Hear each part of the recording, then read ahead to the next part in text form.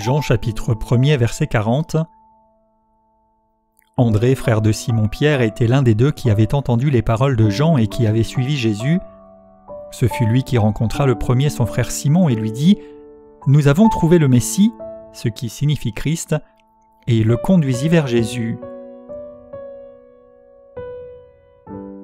Nous voyons ici qu'il est question à nouveau des deux disciples dont il est dit quelques versets plus haut que Jean-Baptiste a tourné les regards vers Jésus et leur a indiqué « Voilà le véritable », les incitant à le suivre, et alors ils ont eu la grâce de rencontrer Jésus qui les a accueillis, qui les a invités à passer du temps avec lui. Et ensuite, on voit ici que ces deux disciples, dont André faisait partie, le second était vraisemblablement Jean lui-même, l'auteur de cet évangile, même s'il ne se cite pas ouvertement. D'ailleurs, tout au long de l'évangile, il va souvent se présenter juste comme un disciple, l'autre disciple, ou celui que Jésus aimait. Mais on voit au détail du récit quand même que vraisemblablement Jean était lui-même là, et il peut rendre compte de ce qu'il a vu et entendu. Mais en tout cas ici, l'accent est mis sur André, donc l'un des deux, qui venait finalement de passer du temps avec Jésus pendant plusieurs heures, et il a rencontré son frère Simon en premier. Et ici, probablement que les deux disciples en question cherchaient à rencontrer d'autres personnes, leurs frères, pour leur raconter ce qu'il s'était passé, puisque l'annonce tout de suite c'est « nous l'avons trouvé ». Donc, ils voulaient démontrer, raconter qu'ils avaient trouvé le Messie.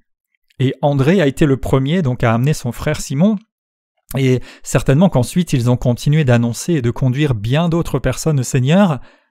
Et remarquez l'annonce pleine certainement de joie et d'émotion en disant « Nous avons trouvé le Messie, Christ ». Et Christ, donc c'est le mot grec, c'est celui qui a l'onction. Et dans l'Ancien Testament, c'était les rois, les sacrificateurs et les prophètes qui avaient une onction, c'est-à-dire une mesure particulière de l'Esprit de Dieu sur eux par rapport aux fonctions qu'ils devaient exercer. Et Jésus, lui, la Bible nous dit qu'il a reçu l'Esprit sans mesure. En plus, il venait d'être baptisé, et quelques versets plus haut, et il est dit qu'au moment de son baptême, il y a eu ce signe de l'Esprit qui est venu sous la forme d'une colombe sur lui, et Dieu va rendre témoignage à son Fils.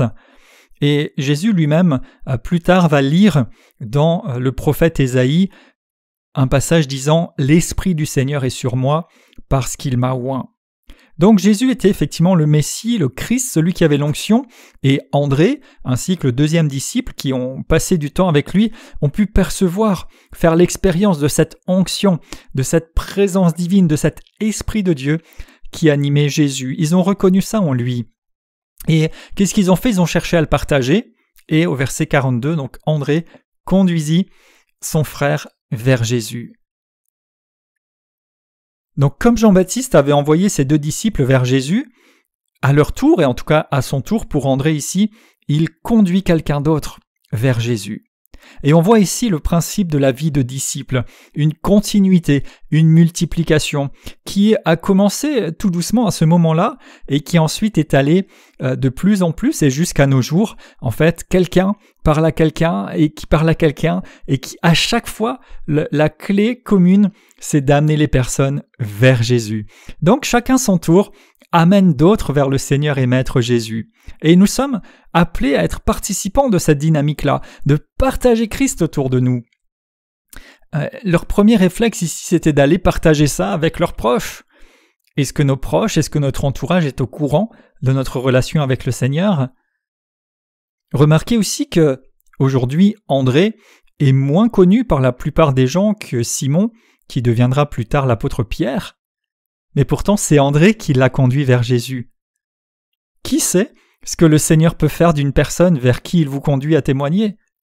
Peu importe finalement qui sera connu ou pas, mais l'essentiel c'est que chacun joue son rôle d'annoncer Jésus.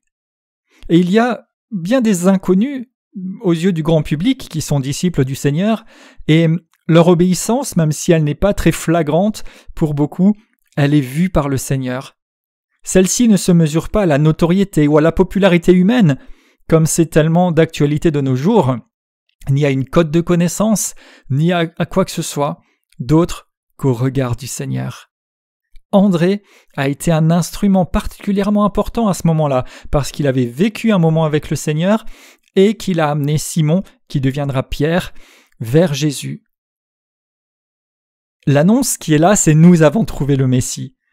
Remarquez aussi que André n'a pas juste dit « moi j'ai trouvé le Messie, c'est moi », comme s'il voulait s'en attirer un mérite, et cela lui avait été indiqué par Jean-Baptiste, donc il était aussi avec quelqu'un d'autre, et il semblerait quand même qu'il ait dû être assez enthousiaste et convaincu à cause de la rencontre et du temps qu'il venait de passer avec le Seigneur, mais malgré tout, l'accent reste sur Jésus.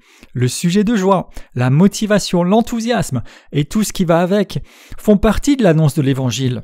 Ce n'est pas quelque chose de triste et d'austère, c'est une joie, c'est une grande nouvelle que d'avoir rencontré Jésus et d'avoir fait son expérience et de pouvoir le partager. L'Évangile, c'est ce qu'il y a de plus précieux. Romains 1, verset 16 dit que c'est une puissance de Dieu pour le salut de quiconque croit, et il dira aussi qu'il n'y a pas lieu d'en avoir honte. Remarquons aussi qu'il n'y a pas besoin de grandes paroles ou même d'un grand discours compliqué. Ce que dit André, c'est « on a trouvé le Messie, viens !» et il l'a conduit vers lui. Donc annoncer Jésus, vous pouvez le faire tout simplement, dans la vérité, dans la simplicité, parce que l'essentiel, c'est même pas tant ce que vous dites ou ce que vous faites, mais c'est d'amener les personnes vers Jésus, de les accompagner, de leur permettre de faire ce pas. Et alors, quand ils sont mis au contact de la présence et de l'œuvre du Saint-Esprit, le Saint-Esprit peut agir à travers les paroles que nous déclarons, même très très simples, et aussi à travers l'action de sa présence, l'onction, la présence du Saint-Esprit, qui accompagne le témoignage et qui se libère sur ceux à qui nous partageons les bontés de Dieu.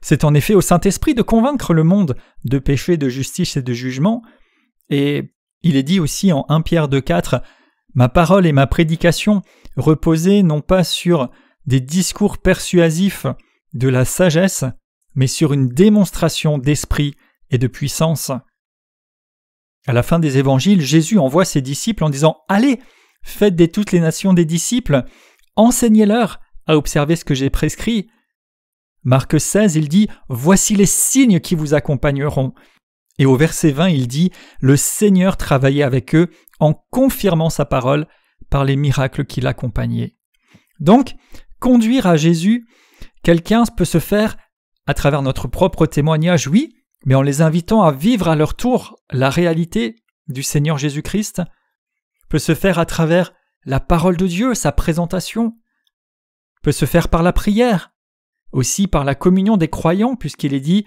que là où 2 ou 3 sont assemblés en mon nom, je suis au milieu d'eux. L'important, l'essentiel, c'est de conduire à Jésus, à la source, non pas échafauder une espèce de système ou une auto-expression qui rendent les gens dépendants de nous, de notre système, d'une religion ou même de notre piété personnelle. Non, non, non, nous devons conduire les gens à Jésus, à Jésus. C'est une marque d'amour tellement profonde que de permettre aux personnes de rencontrer Jésus, de venir à la source. André avait passé du temps avec Jésus et ce qui résulte, c'est le témoignage. Il voulait en faire part, il voulait permettre à d'autres et ici à son frère Simon de le vivre aussi. Si nous passons du temps avec Jésus, que nous goûtons à sa présence, à sa puissance, à ses bontés, nous voudrons aussi les partager. Cela se voit, cela se perçoit. Dès l'Ancien Testament, il y a tant de signes, par exemple même sur Moïse, dont on voyait sur son visage qu'il venait de rencontrer Dieu et de passer du temps. Jésus dit aussi ailleurs qu'on reconnaîtra les disciples à l'amour qu'ils manifestent. L'amour de Dieu, sa grâce, ses bienfaits, c'est quelque chose qui se partage. Et quand on le partage, on ne perd rien du tout, parce qu'il y en a largement pour tous. Et cela ne fera que étendre et multiplier la manifestation. On voit ici l'effet magnifique d'un témoignage personnel, de transmettre à quelqu'un ce que l'on vit et de lui donner l'opportunité de s'y connecter aussi.